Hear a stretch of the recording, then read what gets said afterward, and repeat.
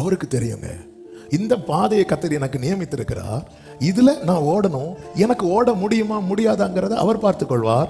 எனக்கு நியமித்த பாதையில என்னால ஓட முடியலைன்னா என்னை இழுத்துட்டே கொண்டு போயிடுவார், நீ அழியாதபடிக்கு. அதனால எனக்கு கேட்கிற ஒவ்வொரு உள்ளங்களுக்கும் சொல்லுகிற வார்த்தை இதுதான். ஆண்டவர் ஒரு பாதையை நியமித்து இதுல போ, இதுல பயணேன்னு சொல்லும் போது நீங்க நோ சொல்லாதீங்க. இவன் நோ சொல்றான். நோ சொல்லிட்டு அடுத்த வார்த்தை சொல்லுகிறான், 20வது வசனம். அதோ அந்த ஊர் இருக்கிறதே. அதாவது சிலர் எவ்வளோ பட்டாலும் திருந்த மாட்டாங்க.